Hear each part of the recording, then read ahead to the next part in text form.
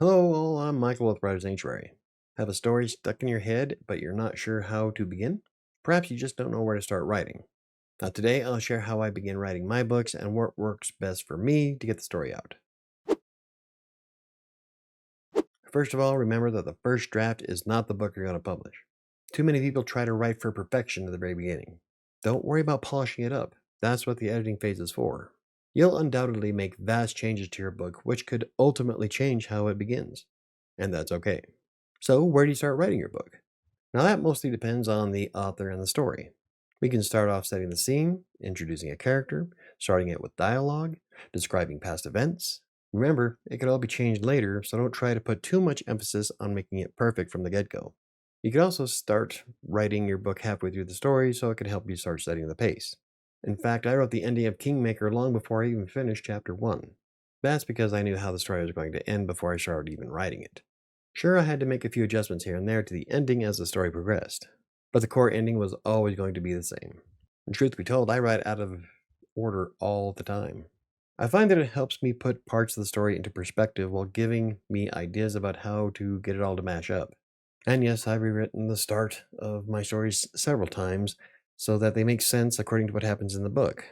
As simple as it sounds, all it takes to start writing your book is just to start writing. It's okay if it's a collage of random thoughts. The idea is to get the process moving forward. As I said, it doesn't have to be perfect. You can always go back and edit the beginning. Take my latest whip, for example. Now, I had an idea for the antagonist before I even started the story. Then I decided I wanted to base it in the Old West, specifically Atlantic City, 1874.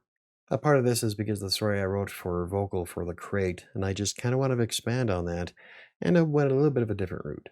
Afterward, I thought about how I wanted to introduce the antagonist. This time, though, I wanted it to be a bit more mysterious so that the reader knew there was a bad guy, but not enough detail to know exactly what it was.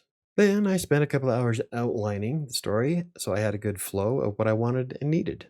That also included some big things like I needed research for the story to feel more realistic.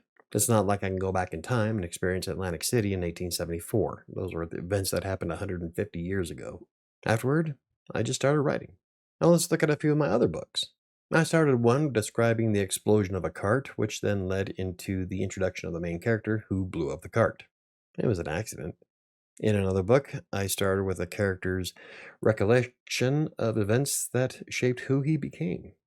Now, in another book, I started with a character arriving by ship on a boat dock on a nice, warm, clear, sunshiny day.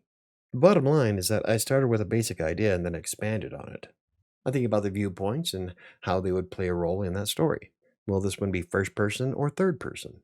Afterward, I spent a couple of hours outlining the flow of the plot and how I would like things to unfold. Then I just started writing to essentially fill in the blanks.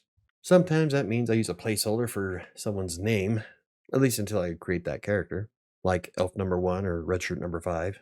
But every time it literally comes down to writing that first sentence and seeing where it goes. It's really that simple. Now, the point of the first draft is to just get the story out of you. It really doesn't matter where you start writing, just as long as you do. Now, even as a plotter, my characters change the outline of the book. And that's fine. They often do and say things that were far better than the original outline, so I wind up keeping them. Of course, that also means I have to go back and change the outline of how the story unfolds because I want consistency in it. But I find that when I start writing that first sentence, everything else just starts falling into place. My advice is to just start writing. It doesn't matter if it's good or bad in the first draft. You're going to make changes during the edits. In reality, editing is when you'll add all kinds of pizzazz and nuances that accentuate the story. Think of your first draft of a book as kind of like a rough diamond pulled right out of the mines. Do you think that diamonds come out of the mine in pristine cut formations? Absolutely not. It takes a lot of cutting and polishing to turn it into the amazing gemstone that decorates our jewelry. That's what the editing phase is when writing your book. You're cutting and shaping that lump of raw material into the beauty that it will become. So don't stress about trying to create that perfectly faceted story in the very beginning. Sit down and start writing, even if it's completely out of order. Anywho, if you enjoyed the video, hit the like button. For more videos about self-publishing, blogging, freelance writing, or anything else I cover, hit the subscribe button. Don't forget to hit the notification bell. I think it's going to do it for me today. I'm going to go back to writing my book. I'll see you next time.